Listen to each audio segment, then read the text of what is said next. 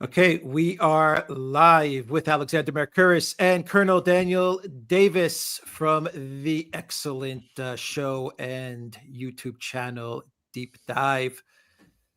Mr. Daniel Davis, how are you doing? Thank you for I'm joining us doing again. all right. Doing all Thank right. you for joining us again on the Duran. And where can people find you? I already mentioned the name of your channel, but give it a shout out again. Yeah, it's the Daniel Davis Deep Dive. If you type that into YouTube, it should take you right there. It's on. We also are on Twitter and some other places. I can't even remember all where we're at. Podcasting, etc. We've actually branched into that as well. So, anywhere they type that Daniel Davis Deep Dive in, they should be able to find us, and we'd be grateful to have them. Yeah, I saw that you are now on Spotify and Apple Podcasts. So that's awesome. Congratulations. Thank you. Appreciate that. And fantastic shirt, by the way. Yeah. Do you like my style?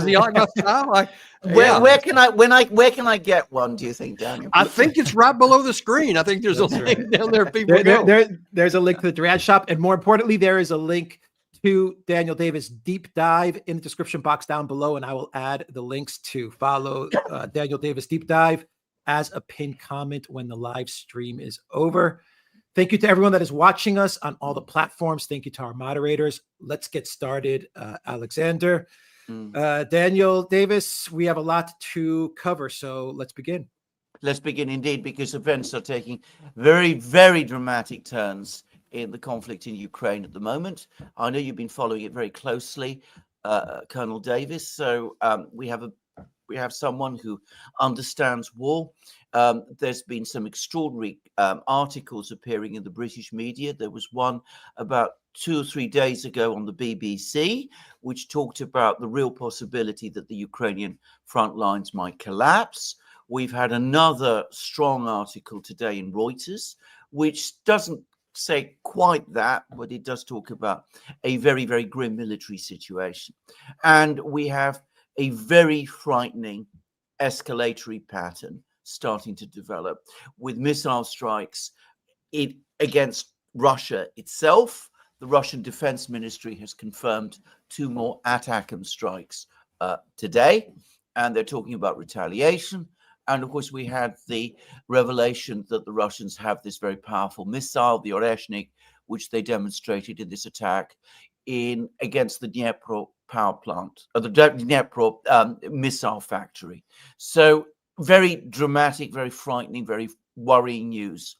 Now, I'm going to start, since you're a person who understands these things better, I think that, most of us, where are we in the war? I mean, I've been looking at the events on the battlefronts, certainly in southern Donbass.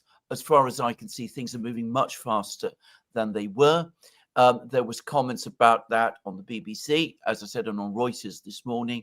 But what is your general sense of the state of the battle? Yeah, there's additional information out also this morning from Julian Rupke, who I know you respect quite a bit. He actually published a video this morning, about a 20-minute video. I'd recommend anybody to go watch it because obviously he's not entirely neutral. He's honest and he's accurate, but he's not entirely neutral. He's always said that he cares about the Ukraine side. And that should tell you something when you watch this video, because there's a section in the beginning, especially to where he shows that in the southern eastern front in the Donbass area, in the Donetsk area, I think specifically, there has been something like a collapse of the Ukrainian forces. And one of the things that stood out to me the most about that is not just the speed with which the Russians are moving. He showed several videos that depicted lightly armored or unarmored Russian vehicles taking part in this large movement that would otherwise ordinarily just be, sitting ducks to be hit, but they're effectively driving. They're not being hit. They're going into the operations. And then, of course, there are some tanks as well.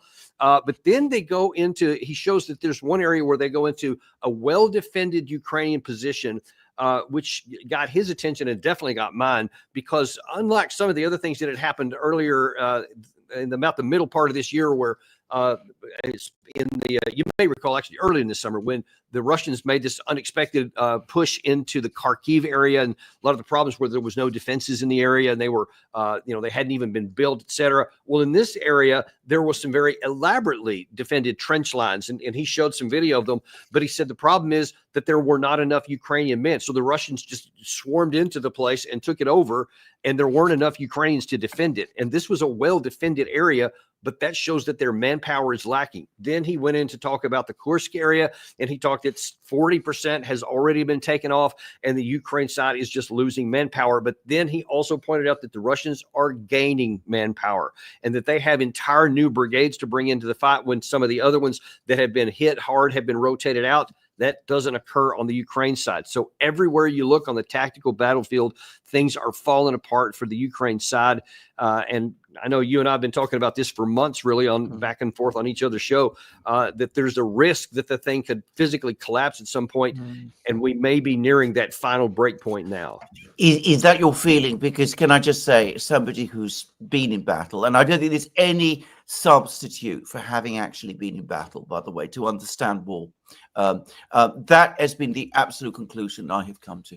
As somebody who's been in battle, is that your feeling, that we are moving now towards a point of, maybe let's not use the word collapse, because I don't even know quite what that means actually, but at least a point of crisis, a point when the Ukrainians are starting to run out of options and they're not really clear any longer what they can do with the resources that they have. Yeah, they are already out of options, but they have been tenaciously fighting on forward anyway. And, you know, a lot of this legendary courage from the Ukrainian side, which is completely legitimate and valid and true, and it has been, but that's also a negative, because that means you continue to fight when you probably shouldn't. And it just gets more people killed. And I can talk to some of that graphically. There was a piece in the New York Times, I guess it was definitely last month, that showed the graphic on a table, how much territory Russia had been taken by the month, and this actually going back 24 months. But it's from June of this year on forward, you saw almost a doubling of the amount of square kilometers taken by the Russian side up until a then record since 2022, when that came out in October. I think it was somewhere around 500 square kilometers had been taken. They said that was the most they'd taken in any month since early in 2022, when the initial invasion happened. And now then the news out this morning in the New York Times is that has already been exceeded. So now it's 600 square kilometers, still with a full week to go. And as you saw, or as I told you in the Rupka piece there was, I think it was 70 square kilometers in 5 days had been lost, just in 5 days. And he contrasted that with the Ukrainian in 2023 that took them 3 months to take 12 kilometers. And now then Russia took that in basically 5 days of recent fighting. And that's going to continue on. It's happening also in the Kupiansk area, in the Kursk area. They just don't have enough reserves to stop the flow anywhere. And every time they take them from one place to put it to another, that place starts to go down. And so everywhere you look, the pace is increasing, which leads to the conclusion that at some point it's inevitable. It must result in a break in the defense. Can I just ask a historical question? I know you're from Texas. The one war I have studied in some detail is the war between the states, the American Civil War. Does this not have some resemblance in the sense that the South, the armies of the South, fought with extraordinary courage, incredible resilience, but ultimately they were just overwhelmed by the fact that the North had far superior resources? And isn't this something like what we're seeing now? As I say, I know that you're from Texas, I think.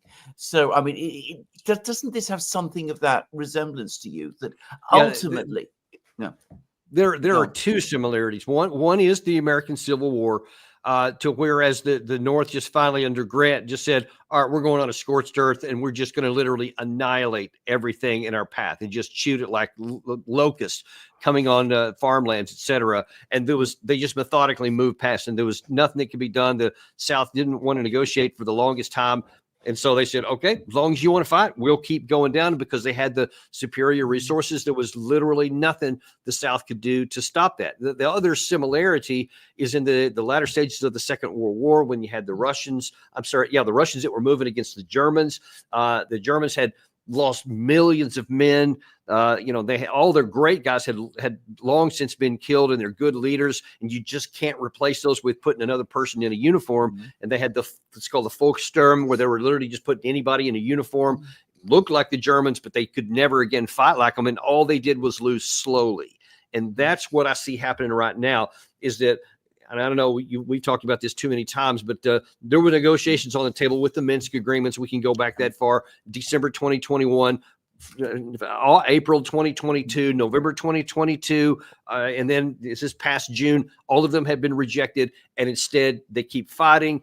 And all of its result is not changing the outcome, because the outcome has been known from almost the beginning, but it is increasing the cost for the Ukraine to lose. And every day we wait for negotiated settlement, it just means more Ukrainian people are unnecessarily killed, and probably the end result will be less Ukrainian territory that stays under Kiev control. Do you not feel frustrated? Because I have been reading you, I've been following what you've been saying and writing about this war right from the beginning. And it seems to me that the outcome that we're seeing, it's not obviously followed exactly any particular pattern, but it has followed very, very closely what you were saying would happen, that ultimately Ukraine had difficulty. It was all but impossible to see a Ukrainian route to military victory. And that, it seems to me, is increasingly what we're seeing now. And yet, every day, for weeks, for years rather, we have had this chorus of people in the West, in London, in Washington, in Brussels, in Berlin, talking that we must go on supporting Ukraine until they achieve whatever it is that their objective is, which Zelensky has described in the most, I think, idealistic utopian terms. Well, the frustration is not even as much as that they say we're going to keep supporting them until, as you said, until they have achieved. They don't even go that far. They just say for as long as it takes, never defining what it is. So no one even knows really what the objective is, other than just keep fighting. And I mean, I can just look at battlefield math. I can look at the history of warfare. You can just count.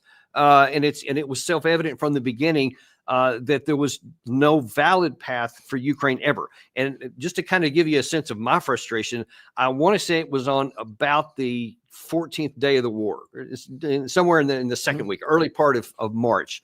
I went on CNN, was on with Wolf Blitzer, and was given this assessment. And I was on with another guest, and the first thing I said right away was, what the Ukraine side should do right now is seek a negotiated settlement on the best terms available and end this war right now. And that took him aback, because at that time, of course, everybody was saying, well, here comes Hitler Part 2, and everybody has to stand against him. And, they're like, wait, they're resisting. They haven't lost Kiev and all this kind of stuff. And I said, there's no path to victory here. This is what they should do to limit the damage here and get out of this with this as little as it can be. Now, what happened next was that the producer in my ear said, hey, we need you to stick by, because we may come back to you later in this segment. So they went to commercial break after that.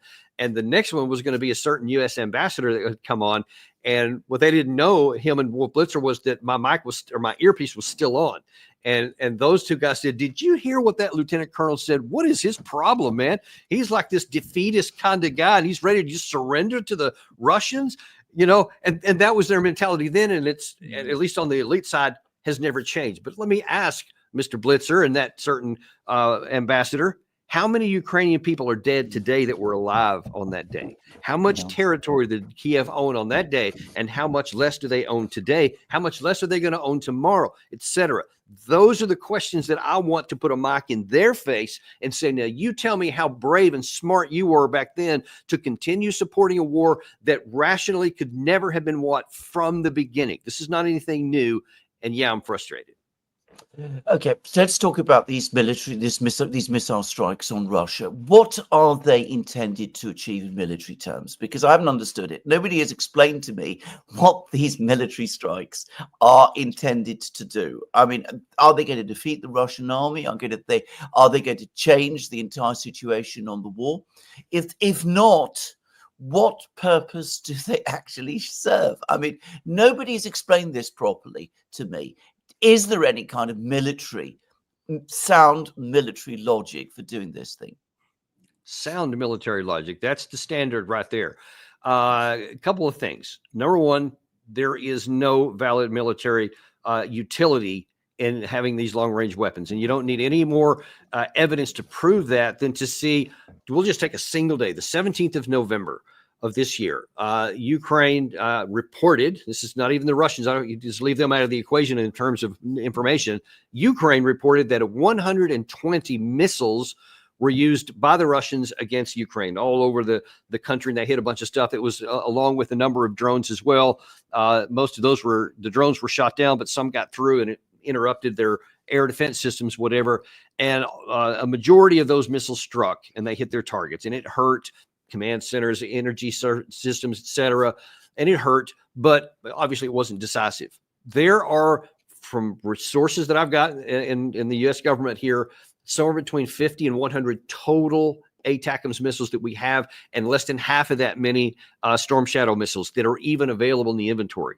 Meaning that the best that you could do was match what Russia did on one day, which was part of their 2-year campaign of long-range missiles, which have exceeded 6,000 so far. And you see that in this relatively small country that has almost certainly no good air defense, very limited capability, it still hasn't knocked them out of the war. So the idea that, let's say that there's a total of 150, let's give them the benefit of the doubt, Storm Shadow and ATACMS and maybe Scalp as well, that was to do anything militarily in about 6 to 8 weeks before the administration coming in, that's designed expressly to say, we're going to end the war. I mean, it is self-evidently, the answer is nothing.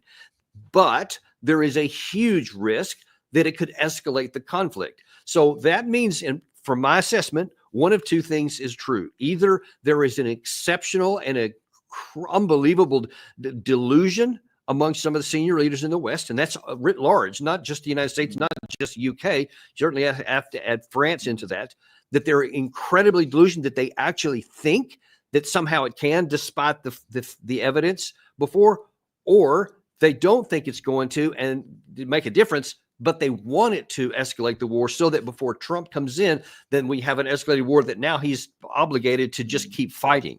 Now, I hope it's not the second one, because that would imply that there are some incredibly immoral and egregiously bad leaders that could literally threaten all of our lives with a nuclear escalation if it gets that far, and it could. Or although the former is not too much, more comforting, at least maybe you don't have the moral degradation, but you still have this incredibly dangerous elite crust that's overall going on in the Western right now that could still get us inadvertently drawn into this war, because Putin has been very clear and very measured in what he's done so far. But the fact that after he has fired this Oreshnik and after he has lowered his nuclear threshold, we launch another round, apparently 2 more today. We're basically begging Putin or threatening him by saying, I don't believe you. I don't think you are going to escalate. I'm calling your bluff.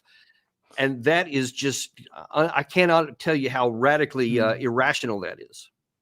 What did you think of the Oreshnik? I mean, what was your assessment of this? I mean, we don't know very much about it. We don't know exactly what kind of a system it is. I've heard various I think you spoke. In fact, I watched you having a very, very interesting discussion with Theodore Postol, who had some very, very interesting and I thought plausible theories about what it might be.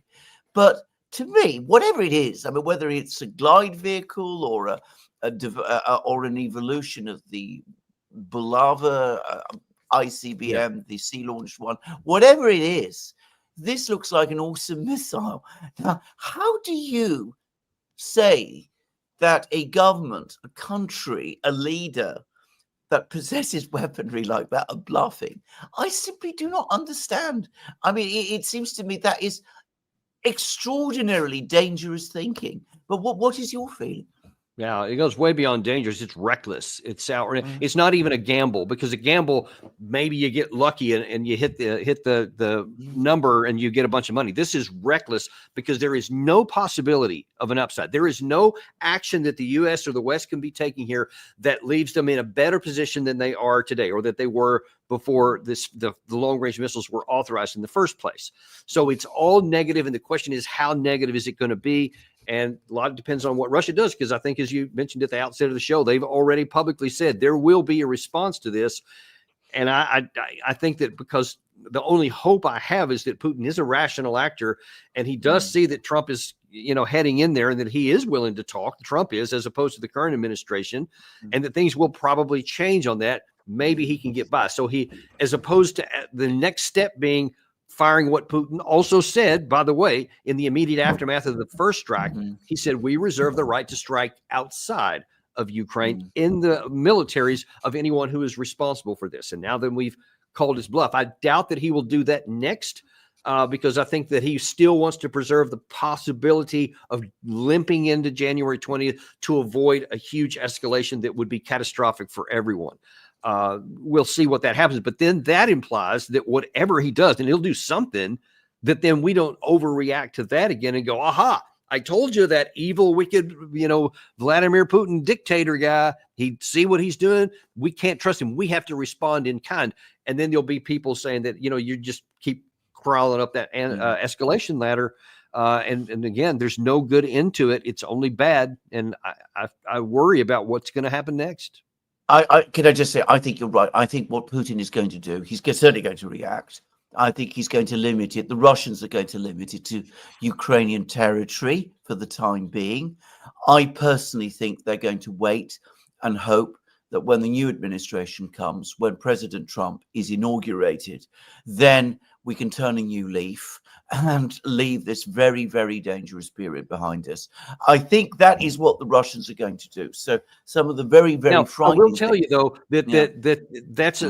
that's a probability, but not a certainty, because from what I understand from multiple sources, that inside the Kremlin, Putin is under enormous pressure from his own inner circle. And he's not this dictator that we think. He actually has some limitations of power.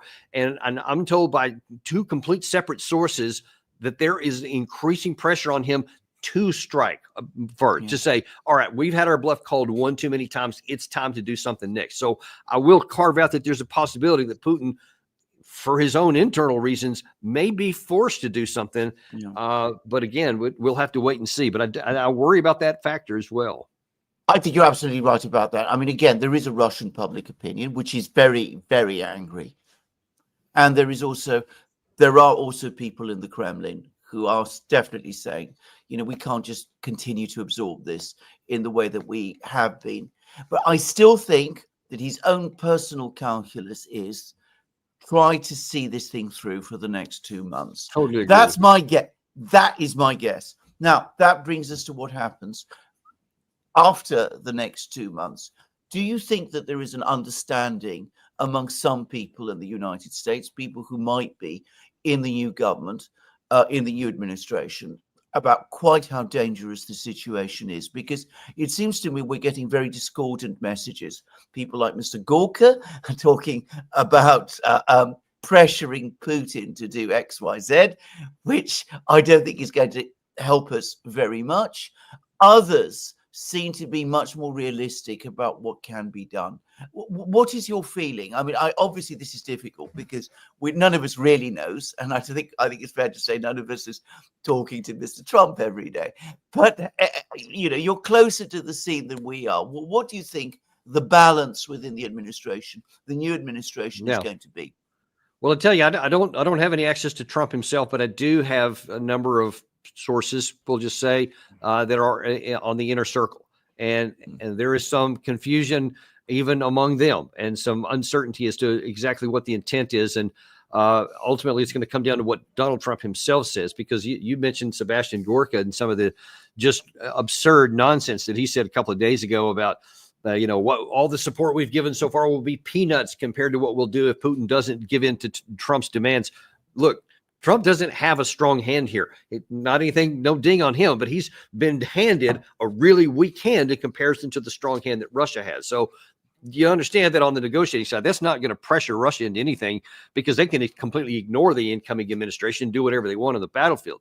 But then you look at other people like the incoming National Security Advisor, Mike Waltz, who is saying some things good and then some things almost not so good, where he was on Fox News, I think on Sunday, and he said, hey, look, there's a lot of risk of escalation here, and it is in our interest to get this thing wrapped up and get off the table. So certainly that's a positive thing. But then he oddly, in the same interview, said that, we're hand in glove with Jake Sullivan heading out of this. And I'm like, wait, you don't want to be hand in glove with that guy. That's what we're trying to break out of, because he's been the one that's been continuing the war. So it's unclear what he meant by that. Maybe he meant just the transition is going hand in glove. I hope that's a charitable interpretation. I hope it's the right one. But then you have some other people like Tulsi Gabbard, for example, in the National, the Director of National Intelligence, which is one of the most vital positions, because, she is in the president's ear on all these issues. And I can tell you from personal experience, she is absolutely, I think, the best selection of this entire cabinet, and is sharply focused on ending this war. So that's a good sign, and that's a good thing. But ultimately, whether it's, Gorka, who's got one Trump's ear, or Tulsi Gabbard, who's got the other one, it's the guy in the middle who's going to be making the decisions. And that's a roll of the dice to figure out what he's going to do. Anyway, it's interesting that he's picking people like Gabbard and others who do seem to want to bring the war to an end. I mean, you never saw that with the current administration that we have. That's fact. I mean, we've never seen any kind of moderates. So I think it's a point always to remember.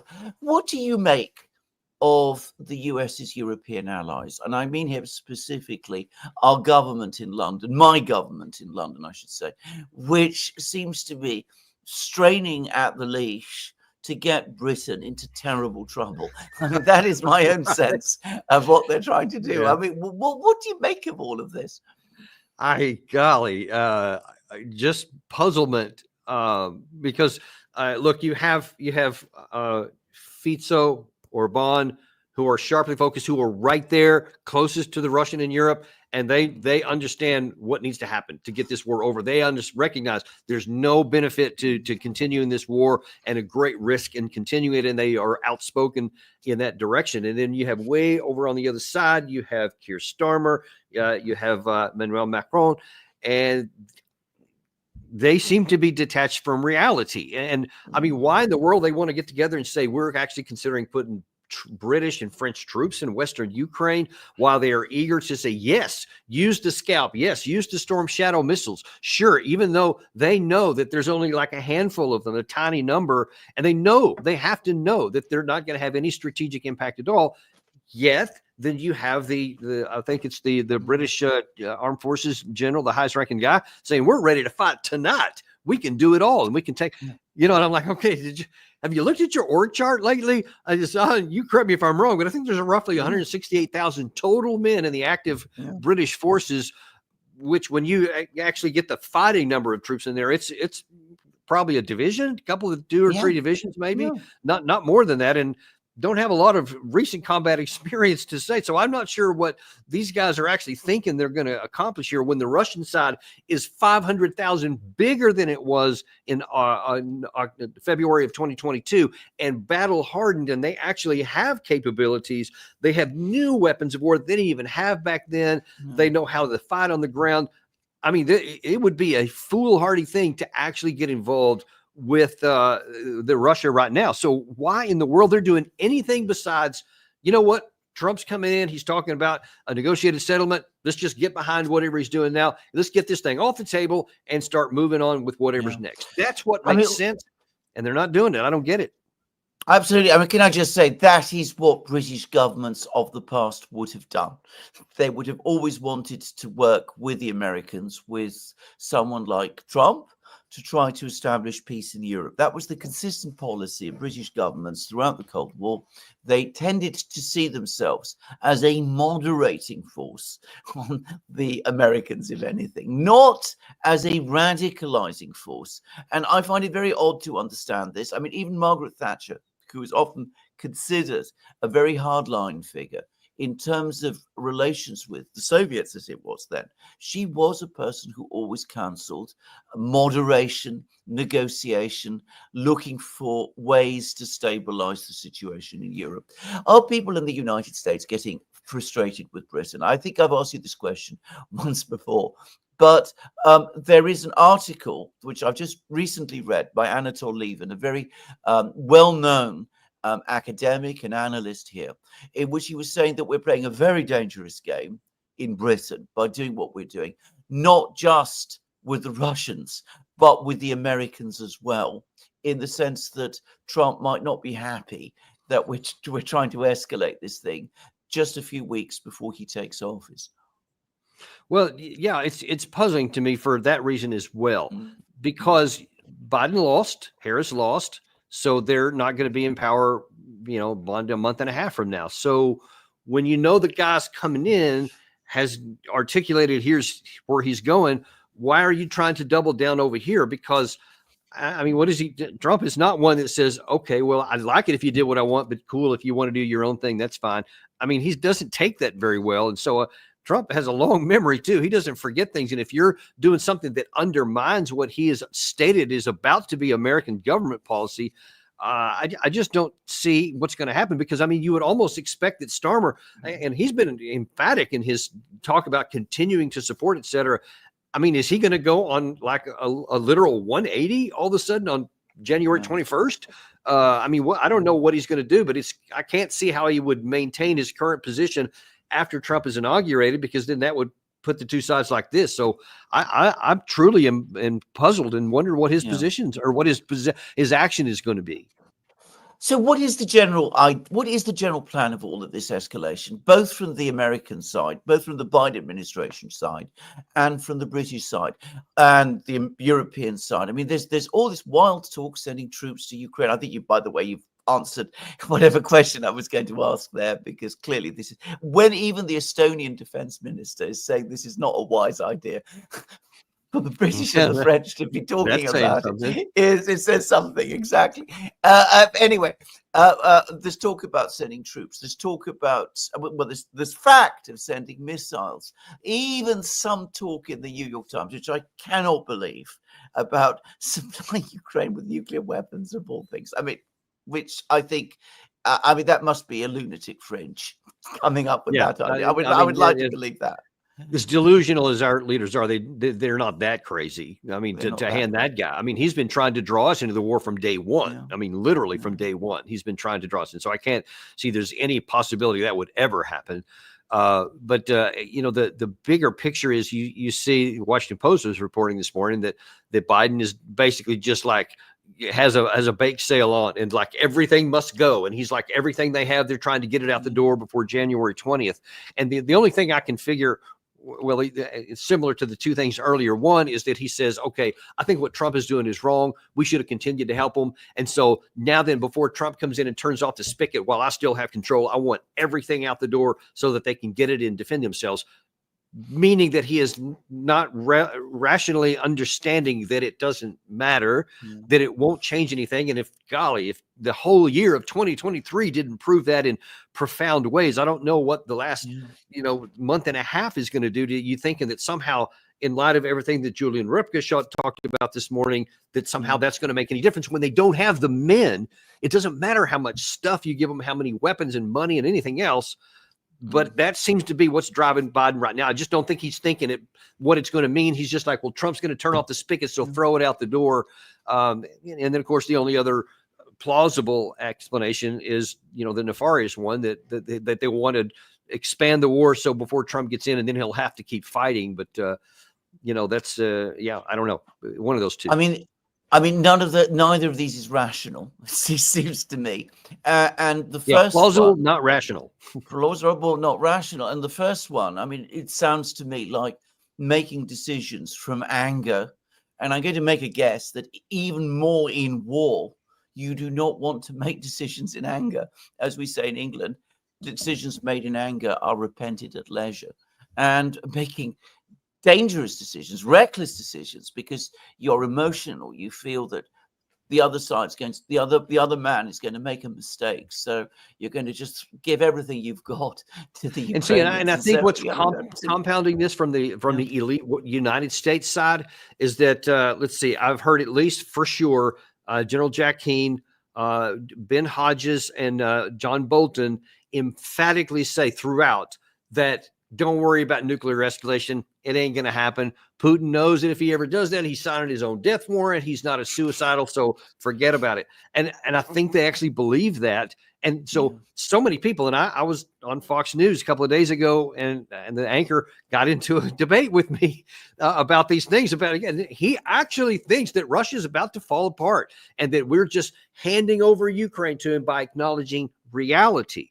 And of course, I didn't have time in a 3-minute interview to explain to him that we're in this position because of unrealistic policies for the last 3 years. And that goes back to before the war started.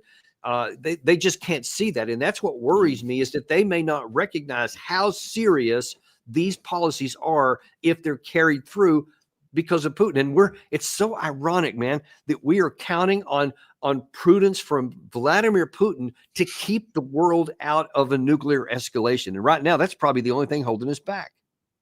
Daniel Davis, on that extraordinarily insightful point, and by the way, very concerning one, that we're counting on the leader of Russia to keep us alive. I mean, I'm going to stop my questions there. Thank you for answering all my questions so thoroughly and fully. I'm going to hand over to Alex, because we've only got you for a limited amount of time, and I know there's heaps of questions. We have 15 minutes to get as many questions into Colonel Davis as possible. So let's begin.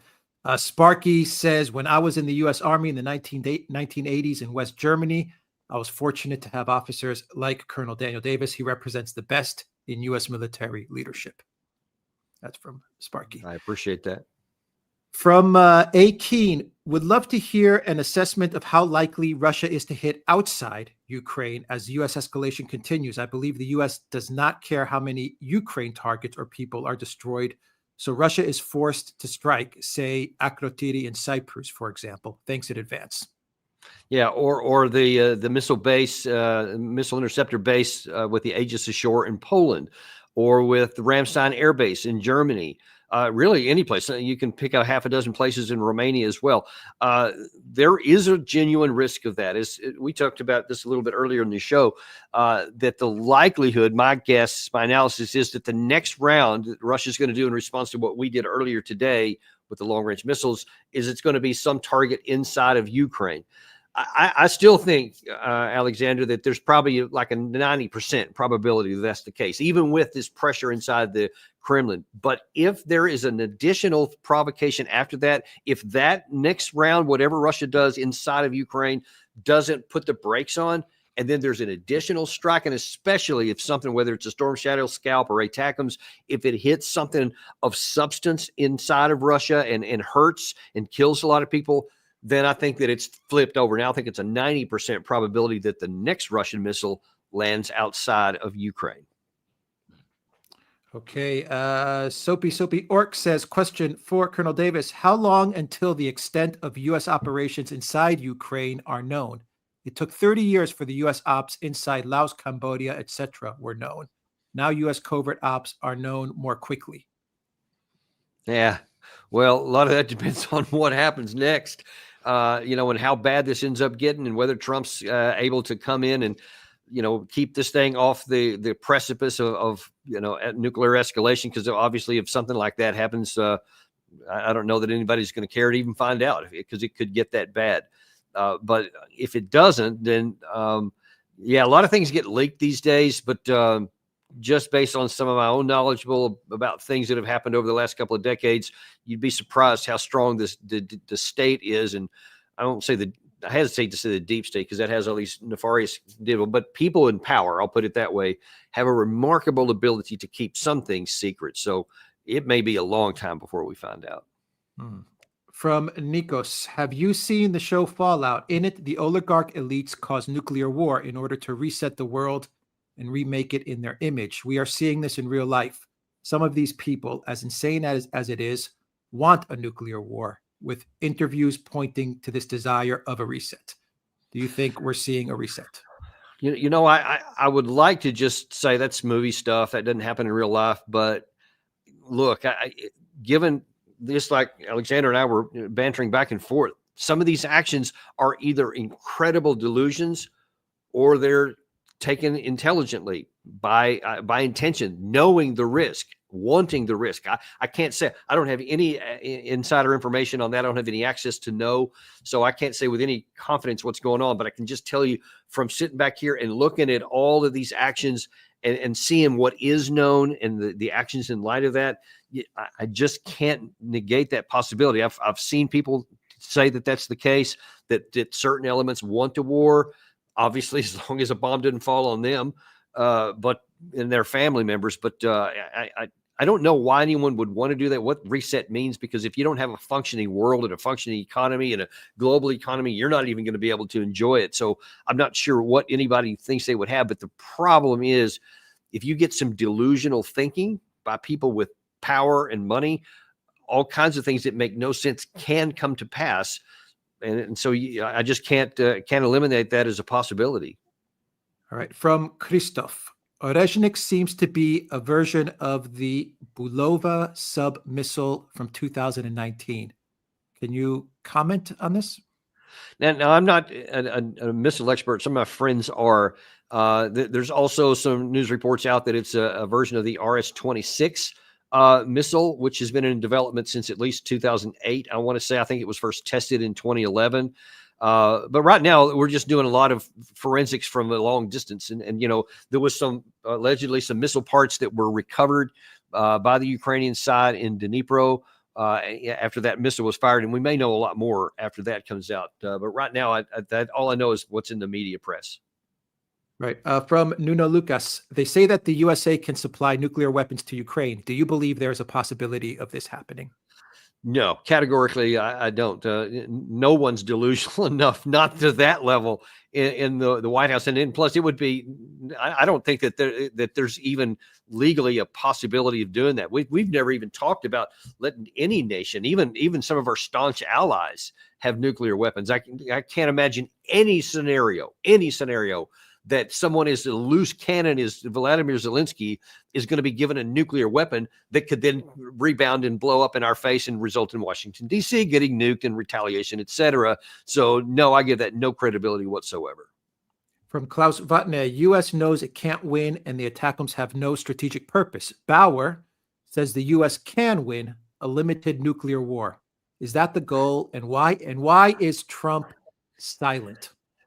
That second part is a bit of a head scratcher. I got to say, I thought he would have come out much stronger publicly, like right away out this, because it was like, hey, you're basically sabotaging what I'm about to come in and do. So I've been a little surprised that he hasn't said anything. Some of his, incoming national security team have said a few things in the recent days, but it's not strong and it's not direct. You mentioned Sebastian Gorka, who made that boneheaded comment over the weekend, I think, about, we're going to put pressure on them and, it'll be peanuts compared to what has happened so far, whatever. That was dialed back. So I think Trump said, hey, just cool it a little bit, because I saw him on an interview this morning and he didn't say any of those things and he was much more measured. So again, it seems to me you kind of gave away an opportunity to really, put some pressure on the current administration by the American people, if nothing else, by saying, hey, stop doing this kind of stuff here. But he hasn't seemed to take it. And I can only guess why. Like I said, I do have some sources inside the Trump campaign, and they don't know either. They said Trump is his own man on some of these things, and he is kind of close to the vest on this one for some reason, and we don't really know. From Chili Pepper, finally caught alive. What does Colonel Davis think of Matthew Whitaker and his history in the Balkans? I have to admit, I'm not sure who Matthew Whitaker is. Do you know who he is? No, I don't know. No, I think he's the I want to say he was being considered for AG, but I'm not sure either. Oh, the name is. I'm so sorry, you got me. Yeah. Yes, the one question I don't know anything about. Anyway, we'll take a look. We'll take a look. We'll take a look. Exactly. Yeah. From Matthew, surely they will take out the Ukrainian government. Do you think this is possible, Colonel Davis? Who is they in this case? The Russians. The Russians in the next. No, I don't think so. Okay. In the possible next ones, that actually is. Obviously they haven't done it up to this point by a matter of choice and decision, not because they couldn't. Hardly anything in Kiev has been hit this whole time. Russia's been really moderate on that. And a lot of people I know in Russia have been saying, why didn't you go after the Rada quite a long time ago, or the presidential palace, or whatever they call it there? I don't know. He hasn't so far, but if it keeps going in this direction, I know I've been seeing on Russian Telegram channels a growing course of people trying to put pressure on Putin to say, hey, this has gone too far. It's time to take action here. And whereas I could have said in the previous times, really almost all throughout this war, that it was not in Russia's interest to do so, I now can't say that as much anymore. And now I think that the the reasons for them to withhold themselves in the past is being deteriorated by the Ukraine side, by the U.S., British, France, etc., and they're actually making him more vulnerable. And listen, there's also the risk that Zelensky's own people finally get so tired of this.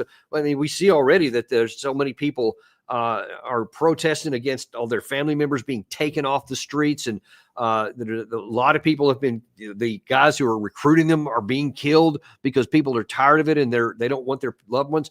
It's not at all unreasonable to suggest that there could be enough anger rising up to see that they see what we see right here, that they're being sent into a near certain death, a war that they know can't be won. And why do they need to keep sacrificing their lives? And it's not unreasonable that somebody may finally say, you know what, we're going to take care of this ourselves. And then there's also another group that if it has been reported widely since the war began, that if Zelensky ever talked about a negotiated settlement, these radical right people may take him out. So, man, anywhere he looks, there is a potential risk to his life. I truly wonder if he'll survive this war in any capacity. Yeah. NM says, could you please ask Daniel, what are the likely British military targets for Russia? And does he think that's more probable than a retaliatory attack on the U.S. because of the administration change? Thank you all three for the content. I remember, Alexander, when my wife and I had the pleasure of dining with you and your wife in London, along with Ian Proud and Ian Puddock.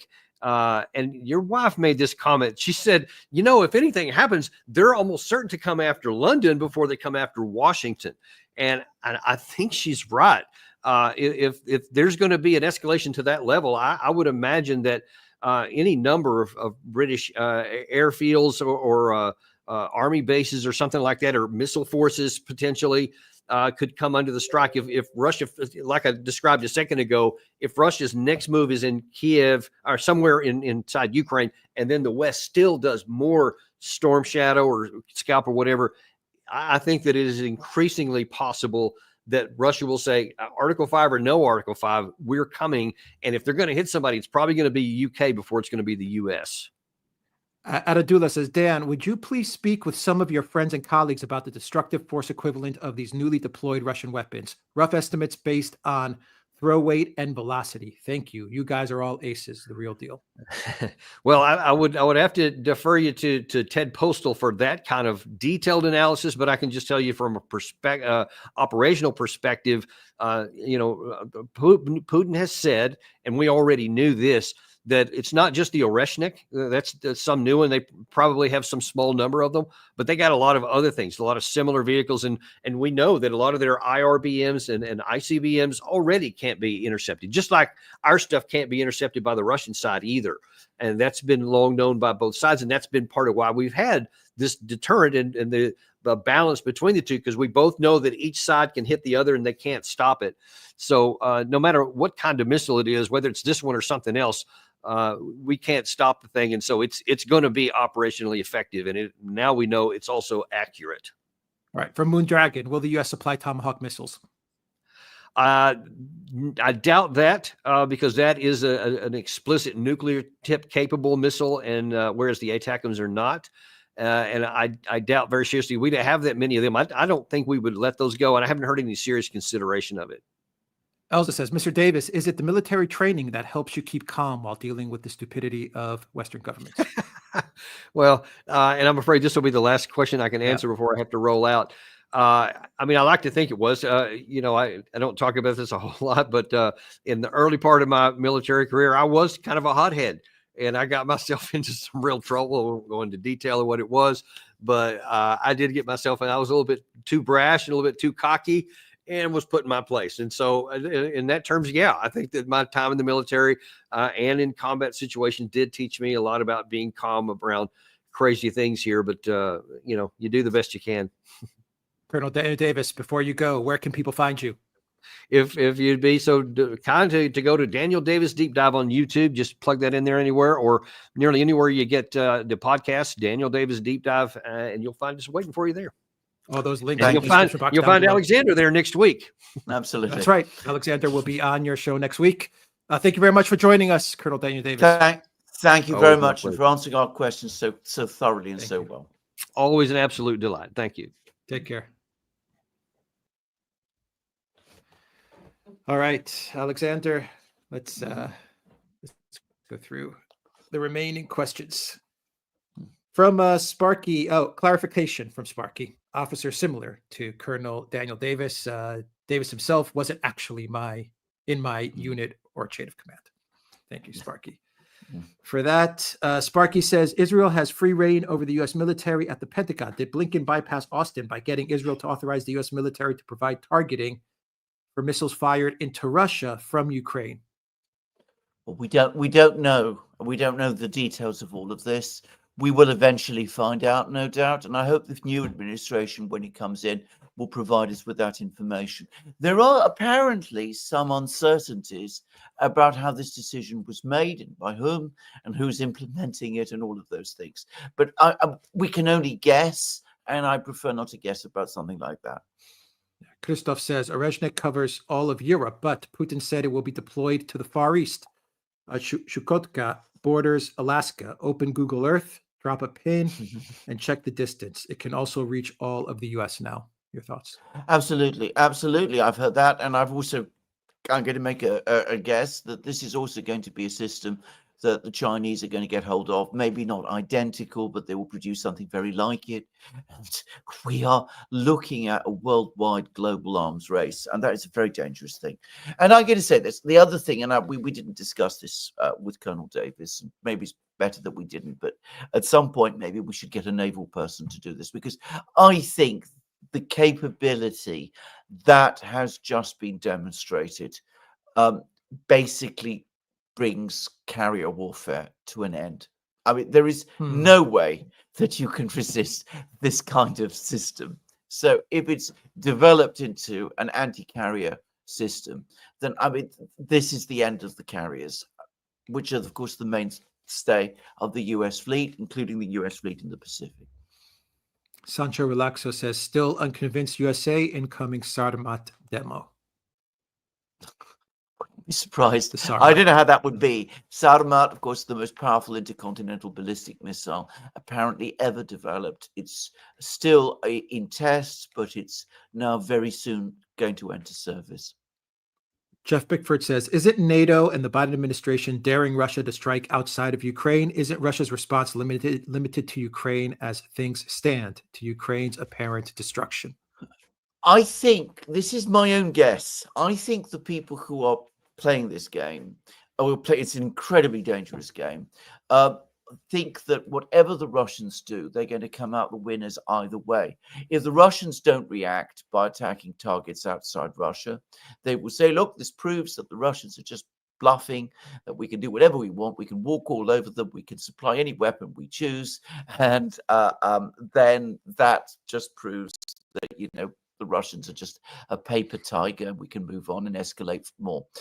Alternatively, if the Russians show that they're not bluffing and that they strike at some target in Europe, well, then we can turn the whole narrative against them. We can tell the Europeans, look, this proves that the Russians are aggressive and dangerous, and we can press forward with the rearmament programs that we want to pursue in Europe and cut the Russians out completely, and perhaps escalate even further in Ukraine on the logical basis that if we're fighting the Russians over there, then we can't fight them over here. I think this is an incredibly dangerous game. I think it's based on a whole series of massive misconceptions. It's the same people, remember, who thought that the original Russian invasion, or SMO, into Ukraine would turn world opinion against Russia, and it didn't.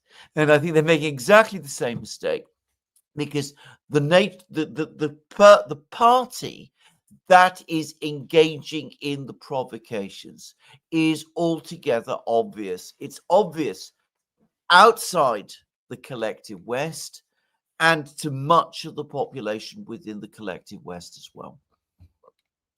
The problem is that these people think they're the smartest people in the world. Talk to any leader in the collective West, any government official, they think they are smarter than everybody.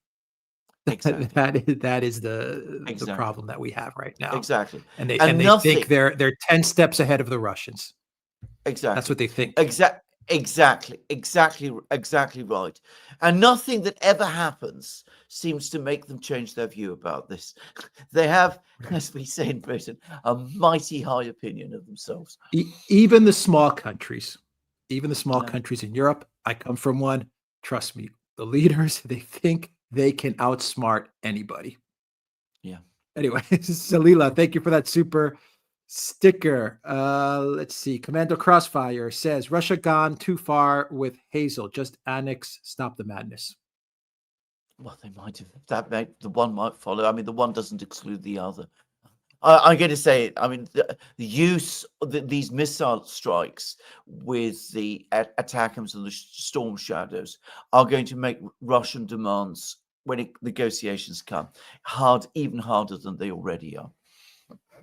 Rockabilly, thank you for that super sticker. Sir Muggs Game says Trump's invited Syrian Kurdish leader to his inauguration. Trump's pudding with golden apples, miskefto, man. Crypto info, 600,000 Kurds in Israel. Well, we'll see. I mean, I mean, yeah. Again, I'm not sure what Trump is doing with this. He did try to get the U.S. troops out of Syria. Maybe he'll try and do that again. We'll see. Paul Walker says the need to Hazel Grove assets in Syria and Falklands, as I told you so. Then listen to the rhetoric change. Yeah. The rhetoric may indeed change, but we'll see what happens. We've still got these 2 months to get through before we get to that point. Yeah. 2 months is a very long time in this game. Yeah. Commander Crossfire says at this point, is Russia as responsible for escalating? The intention seems to be to face off the West, not win the war in Ukraine itself while the people suffer. No, I don't think so. I think that the Russians have shown repeatedly, right back to 2014, to the original 2014 crisis, that they have been willing to negotiate and to seek compromise. The problem is, and Putin alluded to this in his speech, his address to the Russian people a few days ago, the problem is that we have sabotaged that at every turn. And the result is, as Putin said, that the entire system of international relations has in effect collapsed. Given that that is so, inevitably, when there is no trust, when there is no diplomacy, everything gets decided on the battlefield by force of arms. Latimer says, I'm not sure what President-elect Trump thinks and wants to do, considering that he said nothing so far about the escalation when he is now elected. I heard Gorka, though, with his threats. Right. Well, I'm going to take a different view. I think that Trump, but not for the first time, is showing that he's a more intelligent and sophisticated politician than many people appreciate. I think if he came out and opposed this, it would still continue. He is not the president. He is not in a position to veto what the president does. All he would do is he would put himself in a position where Biden would be able to show to him, look, I'm doing all of this. You can't stop me. And that's never a good position for a president to be in.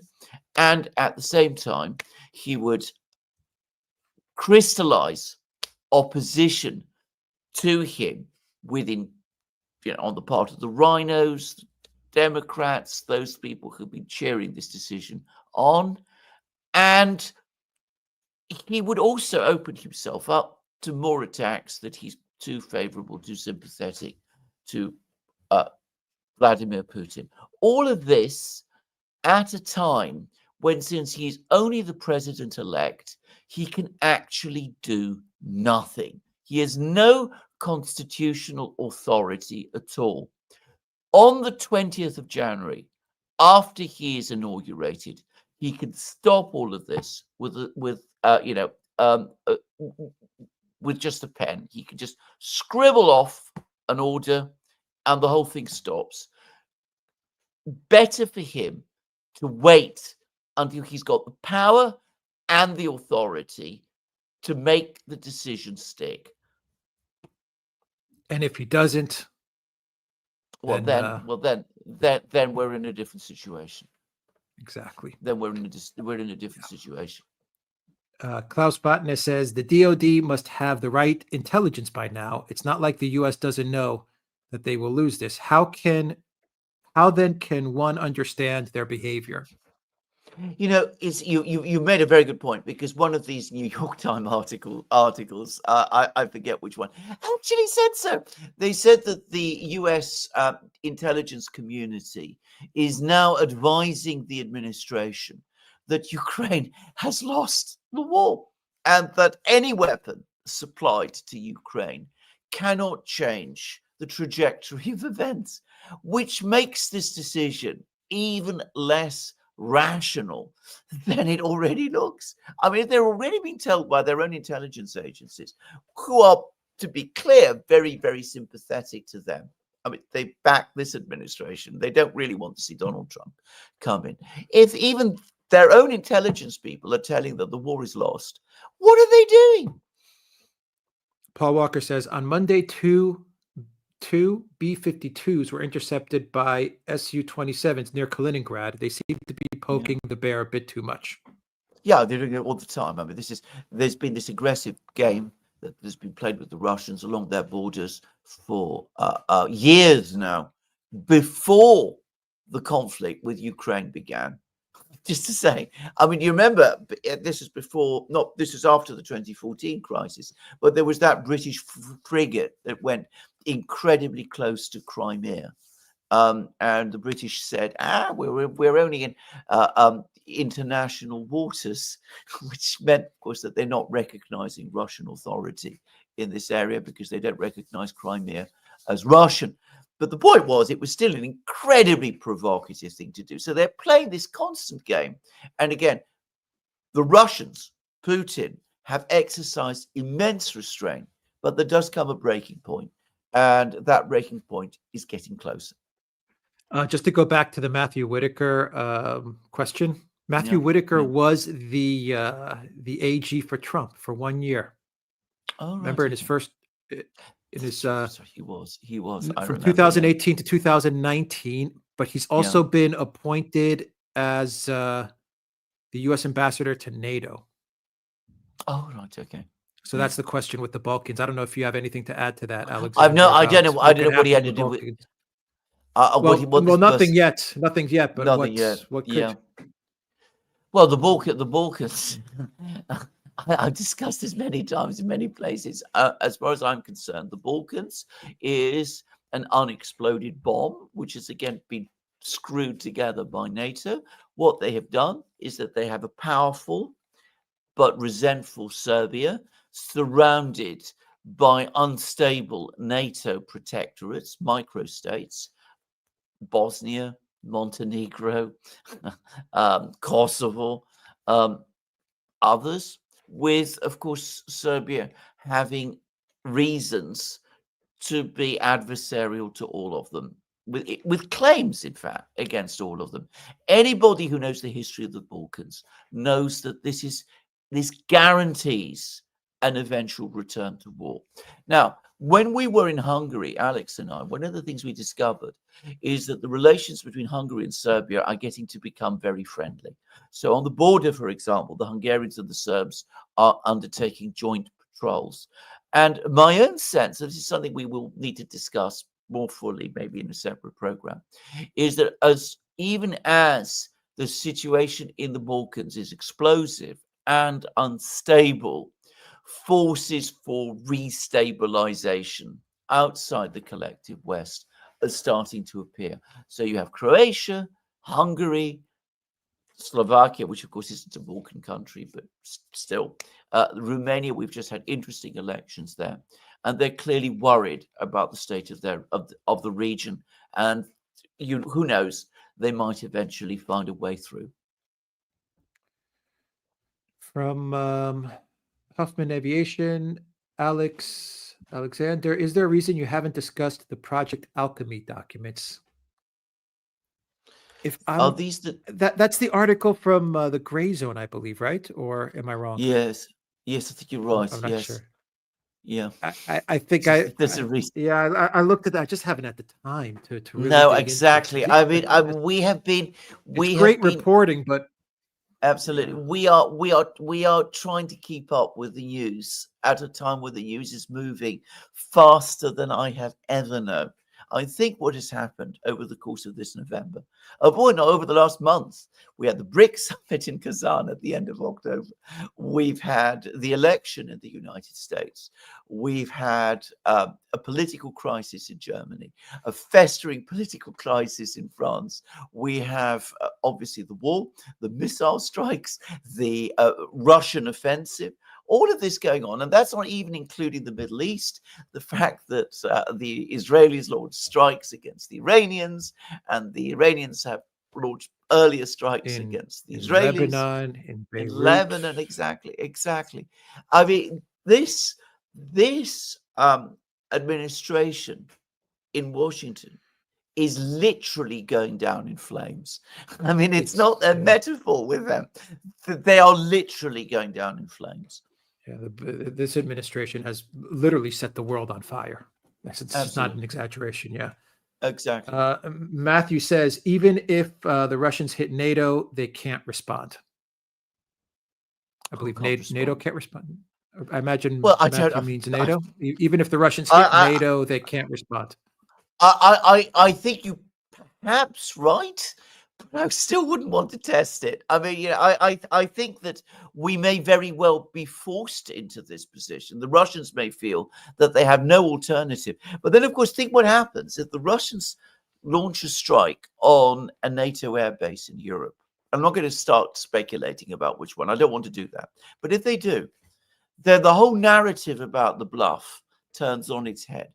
Does NATO sit back and respond and get exposed as a paper tiger, or does it try to escalate in return? And what form would that escalation take? Just saying. Viva Las Vegas. Thank you for that super sticker. Jamila says, West leaders are playing with fire. Can no one tell them to stop before humanity ends? We're telling them to stop. People who are watching these programs are telling them to stop. The American people on the 5th of November told them to stop. The problem is they're not listening. And until they're changed, that will continue. They don't care. Yeah. They don't care. They don't care. Says, Bear Box said as much. She actually went on television. She said as much. She said, I don't care what people think. I don't care what protest, whatever they do. I'm just going to go on doing what I'm doing. No, we're going to support Ukraine. We don't care what the German people want. We're going to support Ukraine. That was what Baerbock said. That was like a year and a half ago, 2 years ago. Yeah. Sir Mugs Game says, in the finale, the Russians will make the Zelensky gang pay all the UN legal fees to make Donbass, Crimea, etc., officially part of Russia. Well, they will impose very, very harsh terms. What those terms are going to be, I'm not going to speculate. Putin has already, people are talking about his demands, the ones that he made in January, being maximalist. They are minimalist. I think the Russians are going to harden on those positions. They should be taken as a starting point of what the Russians are going to demand, not the end point. Mad Marty says, do you see Putin raising the stakes in the Middle East, for example, by arming the Houthis with modern weapons? Jim Webb, that we did a live stream with a few weeks ago, suggested that is happening already. He said, where did the Houthis acquire all this capability of using powerful missiles that can actually hit warships? How have the Iranians seen this enormous leap in capability that we've seen over the last year or so, this ability to strike military bases in Israel? So, Jim Webb suggested that, as I say, the shadow of Moscow has fallen. And I think he's right. Life of Brian says, I'm curious as to what the state of political freedom is in Russia. I'm guessing it's not an open society, and yet not the sort of place where every gadfly gets poisoned. It is a very open society. I mean, you can get all the access to the. I mean, you might sometimes have to do a few tricks with the internet, but nobody's going to stop you. That's the nature of Russia. Russians are very well informed about what's going on in the world, and they talk about it quite openly, quite freely, and they have a very vibrant media, by the way. Just saying, especially the. Not necessarily the big television channels. So they have very interesting talk shows, much more interesting talk shows than we do, by the way. So no, I think Russians are very well informed, and in some ways, it is a very open society.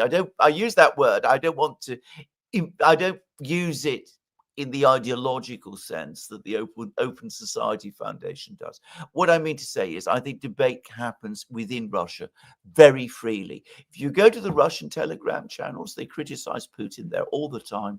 They criticize the Russian military all the time. It's very interesting to see and read. John Ski says the current situation in Ukraine mirrors what was happening in 1945 during the collapse of Germany's East Front. Check out the movie Cross of Iron intro. You're quite right. You're completely. I mean, Daniel Davis made exactly that point, and I think he's right about this. By the way, the German army never stopped fighting until the moment of final capitulation. There were still Germans fighting all the time, and some of the fighting was very fierce, but eventually they got ground down. Liz A says Germany has accepted NATO places supersonic missiles in 2026. A terrible pressure to have U.S. Army in our country. Trump with his team of neocons seems like the same old story of U.S. wanting to control the world. Your thoughts? The hypersonic missiles in Germany is a very, very important story. Glenn Deason and myself did an extraordinary program with Theodore Postol in which he discussed how incredibly dangerous it was. I had to say I was so shocked after listening to this program that it was one of the very, very few programs I had to take a long rest after to try and get over the feelings I had after hearing what Professor Postol had to say. You are absolutely right. And over the course of that program, Professor Postol, who knows more about this than, as I said, the vast majority of humanity, he said, what are the Germans doing? Why are they making themselves a target by hosting these weapons in this way and threatening world peace by agreeing to do so? Joanna says, is there anyone around Biden who can stop him from continuing to approve Ukraine using the ATACMS in Russia? How many more do you think will be used? My own personal view is that there is absolutely no one around Biden who's advising him to exercise restraint. On the contrary, they're all egging each other on, and they're rejecting all advice, be it from the intelligence community that tells them that the war is lost, or from the Pentagon, which they're openly now. I mean, the admiral who's in charge of the US Navy in the Pacific, openly saying all you're doing is throwing away what's left of our already depleted arsenals, are fighting a war that is lost. I don't think there is a single person within the Biden team now that is exercising any moderation whatsoever. I mean, there were always neocons, and they're even more neocons, and they're angry and frustrated and frightened neocons now, and they're just going to go on doing what they're doing. I don't think this is going to stop until Trump perhaps stops it. That puts a lot of pressure, a psychological pressure, on the Russians to respond. We'll see what they do. One thing I would say is that so far, thank goodness, none of these strikes has been particularly effective. Ralph Steiner says, under the new America and Trump's MAGA, Make America Jewish Again, do you see the Yanks going into a full-on war mode against Iran and others? I think that it is more possible than getting into a war with Russia, much more so. And in the sense that I think that there are very strong anti-Iranian hardliners within the new administration. My instinct remains, however, this is a guess, though a lot of people will disagree, is that Donald Trump himself does not want a war. Not a war against Iran, not a war against China, not a war against anybody. He knows perfectly well that if that happens, it would be the end of his administration. And of the MAGA movement and whatever it is he's trying to achieve in the United States. Zariel says, I've been asking Alexander to leave London. True. Speaking the truth and give peace a chance. Thank you for that super chat. Ralph Steiner says, Lady Lindsey Graham says that any ally of the United States of America that arrests Netanyahu will be sanctioned and destroyed. Is that scary? No, it's just Lindsey Graham, I'm afraid. I don't think Netanyahu is ever going to be arrested. Straightforward as that. Commando Crossfire says, I can't even make out that. I can't make out any of the small flags. Sorry, Commando Crossfire. All right. Someone fought the Russians on U.S. behalf. Chechnya did the same. That's a Georgia too. All found the mistakes in turning to the West and have returned to Russia. Is Ukraine next? Yeah. Yes, possibly. I think there's a real possibility. I think that when the war is over, if the Russians are wise and they handle the problems in Ukraine cleverly, which I think they will because they know the country very, very well, I think a genuine reconciliation is fully possible. I know I'm just about the only person on planet Earth who thinks that, but that's what I do think. The Black Cat, thank you for that super sticker. Ralph Steiner says, when Americans are working 3 jobs and living in cars to pay for the bombs to exterminate the Palestinians, is that what they mean by doing God's work? I don't know whether that's what they mean. That's what they mean when they say by doing God's work. But you describe many of the problems Americans face very well. And I think many Americans say enough. Deal with the problems at home. One of the things during the election, which I noticed really, really made a difference, it really cut through, was when there was a storm. You know, we all remember the storm, and the Biden administration was sending a small amount of money, a couple of $100 to each person who was affected, and went on sending billions to Ukraine. People were very angry, and they were right to be. Fuzzy Balls says, question for Alexander. Is there any chance that Hungary and Slovakia leave the EU and join BRICS to have access to cheap Russian energy?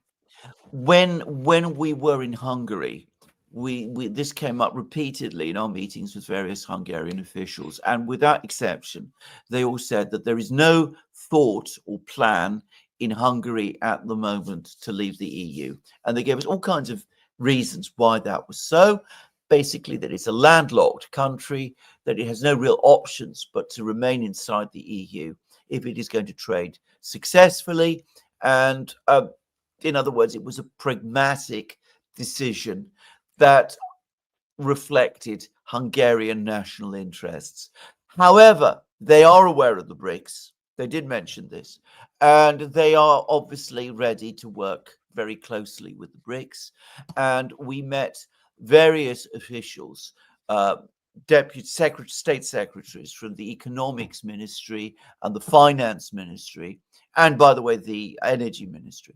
And they all told us about the fact that Hungary had been very successful in attracting investment, foreign investment into Hungary, with a particular emphasis on getting investment from China. So they are aware of the BRICS, and they're aware of the possibilities of Eurasia. Matthew says, NATO can't respond with missiles as we all die. It can't deploy troops because they will get nowhere near Russia. This is all simply about money. Yes, I agree. I think Alex has discussed this in many places and many times. This is a grift, and I think he's right. But the problem is the people who are in charge in the West are very frightened. They're very angry. At some level, they do think that they're the world's, they do think they're the world's cleverest people. They think they can still find some kind of a way to play this out so that they come out on top and that they win and that the Russians lose. And this is the danger. What you are saying is rational We are not dealing with fully rational people.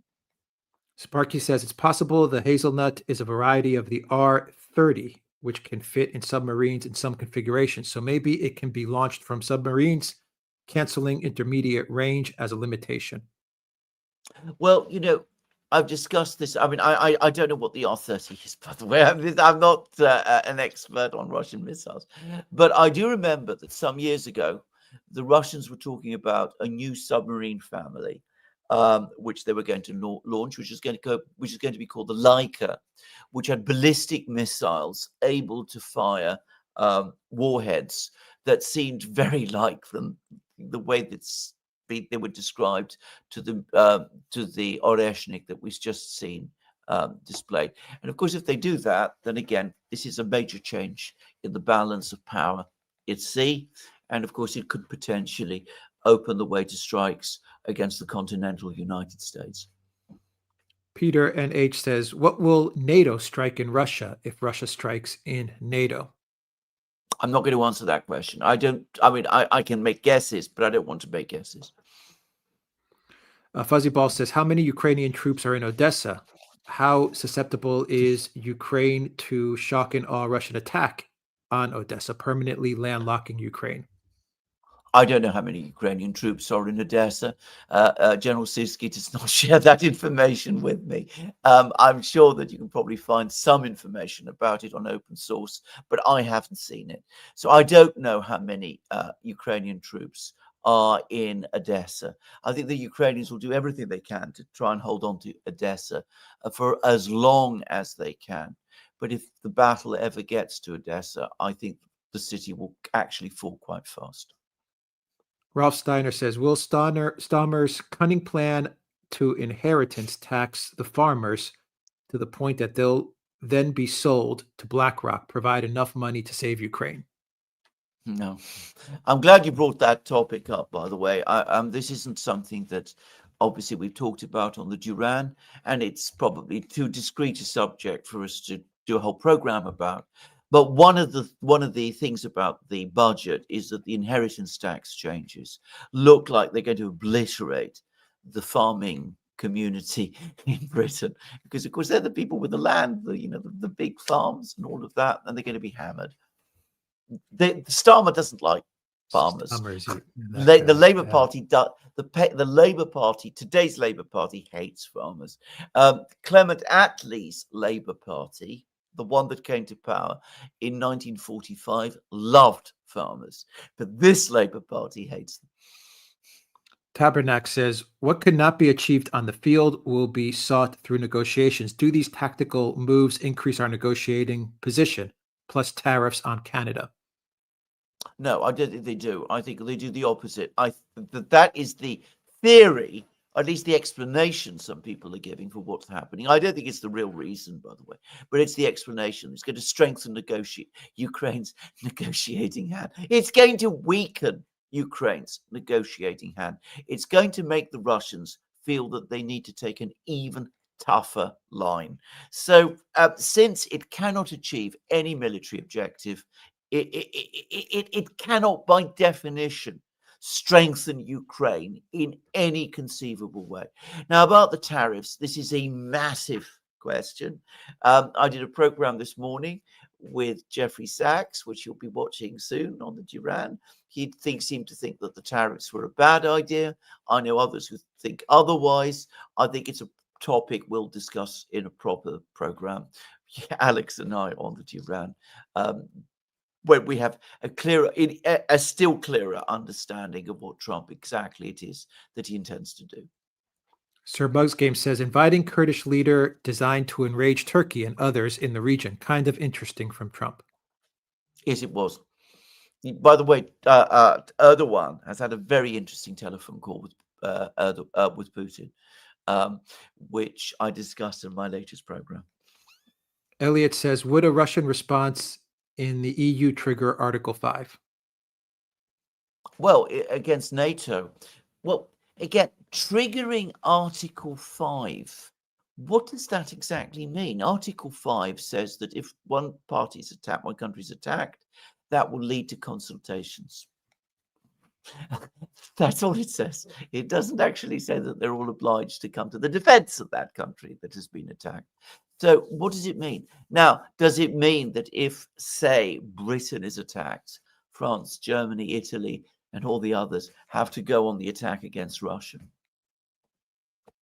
Who knows? Ralph Steiner says, with an absolutely smashing majority, the British people elected Keir Starmer to unparalleled power. Why do the British people love this man like Caesar? Well, they don't. The answer. He's one of the most unpopular prime ministers there's ever been. And I've discussed the election in many, many places. The landslide is a mirage. This is a very unpopular government. It only won a third of the vote on a very low turnout in the election. The size of the turnout is simply a product of the very strange electoral system we have in Britain. In fact, only one person in 5 amongst the electorate voted for Keir Starmer and the Labour Party. Sparky says, fun fact, Matthew Whitaker is just as dim-witted as he looks. Listen to an unrehearsed interview with him and tell me I'm wrong. Well, given that he's vanished without trace, so that during that entire period of the first Trump administration, which we were following with microscopic detail, he managed to be AG, and I don't even remember him. That tells you that he's not the sharpest. It tells me that he's not the sharpest knife in the drawer. Zariel says, this administration started World War III. Yeah. Well, they're trying Cactus to. Ray, They're doing their best. They're doing their best. Cactus Ray, thank you for that super sticker. Klaus Wadner says, it could be that Putin only hits main targets in Ukraine while stepping up in Donbass till 20th of January. That's probably what will avoid the World War. Yes, I think the other thing he might do is that he might start coming after Westerners in Ukraine, Western military people in Ukraine, which, of course, he's got every capability of doing. I think there's been a policy of not going too much against Western military people, but I think that may change now. Stephen G says, the real question is, what are the odds of NATO troops going into Ukraine? I think they're very small, actually. I think that even Starmer and Macron understand that public opinion would never agree to it. I think they are spreading the story that that's what they're going to do because they think that's going to unsettle the Russians, which is not, by the way. The problem is, that's what I think, but I cannot be sure. And these people are dangerous, and they can always do things which are reckless and dangerous as well. So I just want to say, I think they won't do it. I'm not sure they won't. Liz A says, a big thank you to you both. Without you, I would be living in German MSM nirvana. German politicians going against all citizens who criticize them. Oh, absolutely. I mean, the media in Germany, by the way, is terrible. It's worse even than in Britain, and that's saying something. Yeah, Displaced says, I find it hilarious that people and governments in the collective West claim that Russia isn't a free society. In the same breath, they have their Gestapo arresting people for Telegram and Twitter posts. Well, I completely agree. Yeah. Phantom of Many Topics says, at some point, Alex, you need to stop insulting President of China with your continued mispronouncing of his name. It is Xi Jinping, like girl, not Xi. Like you say, what does it matter? The way you say means bad word. Right. Okay. I don't. None of us I think it's directed at me, or it's probably right. Whoever. What we're trying. That's all I can. Yeah, I can say. Yeah. We're not trying to insult anybody. We're trying our best. Yeah. Yeah. Josh Woods says, if Russia fires a second non-nuke Orezhnik into another Ukrainian target, would it serve anything to further pressure NATO and Ukraine into peace talks? It depends on the target. Short answer. I mean, if it hits a target, let's say the surface-to-air missiles at the Zheleny Air Base near Kiev, and I'm not picking targets for the Russians. I want to make that clear. But let's say all those Patriot launchers are destroyed, which they would be, by the way, and Western technicians are killed, they would notice it. Sir Muggs Game says, hands off Jeremy Clarkson's farm. No Starmer, U-Toad. Well, I think Jeremy Clarkson probably can play, or rather, when his heirs probably would be able to pay the new inheritance tax. Many farmers in Britain are not particularly wealthy people. In fact, they're not wealthy people at all. Ralph Stammer says the old World War I and World War II Anglo-French alliance armies will land where on the Crimean Peninsula? Are the British lads ready to show the Russians what for? Well, I'm glad you brought that up, because, of course, the British and the French have sent expeditionary forces to Russia twice, once during the Crimean War and once during the Russian Civil War, after the First World War, after the Russian Revolution. It didn't turn out well in either case, just saying. Even the Crimean War, which people think is a victory, it wasn't exactly a defeat, but it was a humanitarian disaster. It precipitated an economic crisis in France, and it produced one of the most powerful anti-war speeches ever delivered in the British Parliament, from the British MP John Bright, who spoke about the angel of death hovering over Britain, and he said one could almost hear the beating of his wings.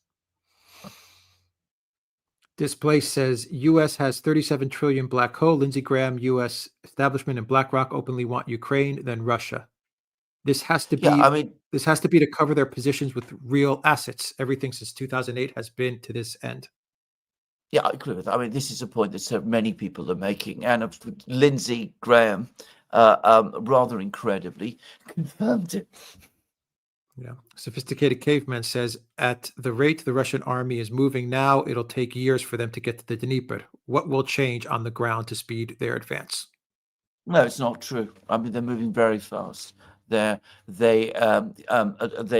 gained control of 285 kilometers just last week. I mean, they are advancing very fast. They're breaking through all of the defenses. And once the major defense lines are broken, then it's an open route to the Dnieper. Yeah. This is from yesterday's live stream. Oh, I see. They'll probably be there by I'm guessing by the new year, sometime in the new year. Yeah. This is from yesterday's live stream, right when we ended the show. This came in, happens often. From Rajesh. Any thoughts on where are the wonder weapons called the F-16s? It took 2 years to deliver, and they have not yet been seen. And you would have thought that after the F-16 debacle, the West would be rather more careful about talking up its weapons. I don't know where the F-16s are. I'm guessing the Russians do. They could be another potential target. And Commander Crossfire says, Afghanistan should take after Chechnya. We could see an Afghan golden age with the embrace of Russia. Russian delegation there now. Peace here at last. Indeed, headed by Sergei Shoigu, who was the former defense minister and is now secretary of Russia's Security Council, and he is in Afghanistan. So all that effort, all those attempts way back in the 80s to push the Russians out of Afghanistan, which led to all the results that we know, and the Russians are back. All right, Alexander, final thoughts as I do a check to make sure we got all the questions. Absolutely brilliant live stream altogether. Amazing guest, incredibly knowledgeable about this thing, and a real expert, can I say? When you listen to an expert, somebody who understands what they're talking about battle in this case, you always know, at least I always find that you do. And wonderful questions from the viewers, as always. Yep. Thank you, Timothy, for that super chat. And Rockfin. Thank you to everyone that's watching us on Locals. Article 4 is the consultation article, not Article 5, Alexander, of the NATO. Well, I know, but Article 5 doesn't mean that you must immediately go to war. That's a point that's being discussed on Locals right now.